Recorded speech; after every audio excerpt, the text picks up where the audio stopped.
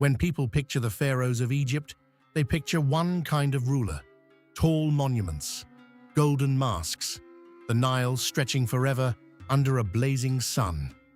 But what if the greatest chapter of ancient Egypt wasn't written by Egypt at all?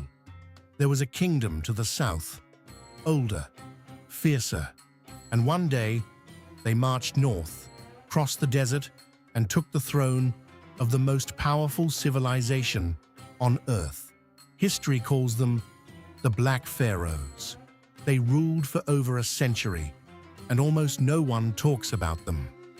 Understand this story, we have to go back further than most history books take you. While Egypt was building pyramids and carving temples into stone, something was growing along the Nile to the south. A kingdom, a civilization, a people who watched Egypt closely and learned everything.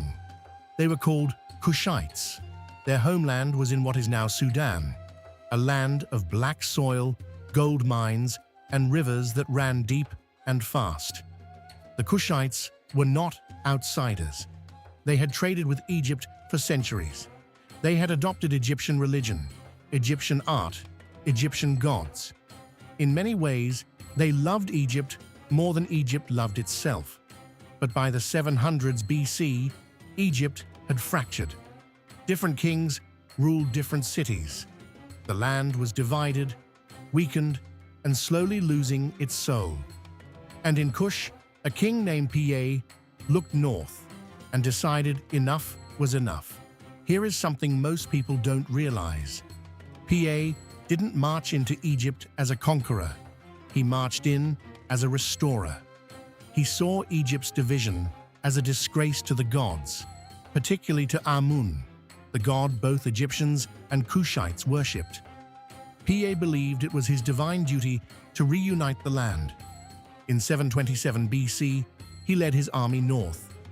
City after city fell, not always through destruction, but through surrender. Egyptian kings kneeled before him. Priests opened temple gates, and in a gesture that stunned his own generals, Piye refused to even touch the captured kings. He considered them spiritually unclean for abandoning proper religious practice. He was not a barbarian.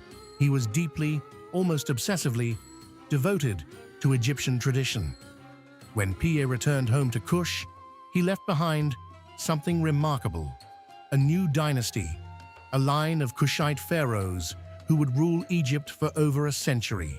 History calls them the 25th dynasty. The greatest of all the kings who followed Piye, one name rises above the rest: Taharqa. And here's where it gets interesting. Taharqa didn't just rule Egypt, he expanded it. Under his reign, the empire stretched from Sudan all the way to the borders of Palestine. He restored ancient temples that had been abandoned for generations. He built new ones. He poured resources back into the very civilization his people had saved. He was mentioned in the Bible. In 2 Kings, chapter 19, verse 9, Taharqa is named as a great king, marching to oppose the Assyrian army. Think about that. A black African king from Sudan was so powerful that the writers of scripture considered him significant enough to record by name.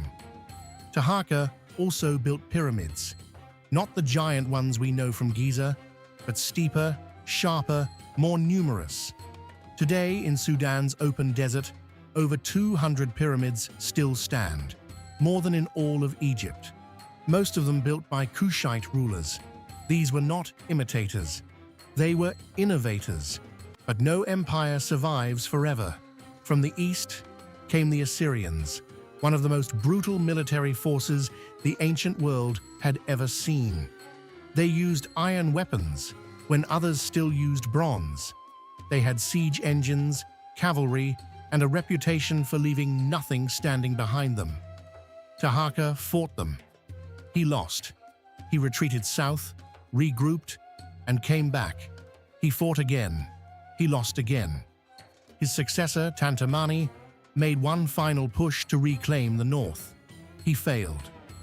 The Assyrians sacked Thebes, one of the great religious capitals of the ancient world. It was a wound Egypt would never fully recover from. The Kushite pharaohs retreated south, back to the land they came from. But they didn't stop building. They didn't stop ruling. And they never forgot what they had built. They didn't stop ruling. And they never forgot what they had built. Now here is the part that should make you uncomfortable. After the 25th dynasty, the rulers who followed, first Assyrian-backed Egyptians, then Greeks, then Romans, had every reason to reshape the story. A black African kingdom from Sudan ruling Egypt did not fit the version of history later powers wanted to tell. Statues were altered. Inscriptions were incomplete. In 20th century archaeology, early scholars described Kushite rulers using language that denied their African identity, even as the evidence sat in plain sight. It took decades of pushback from African scholars and historians before the picture began to change. Before the pyramids of Sudan started appearing in textbooks. Before the name Taharqa was taught alongside Ramesses and Tutankhamun. This wasn't accidental. History is never accidental. The Kingdom of Kush produced some of the greatest rulers the ancient world ever saw. They kept Egyptian civilization alive when Egypt itself had lost its way.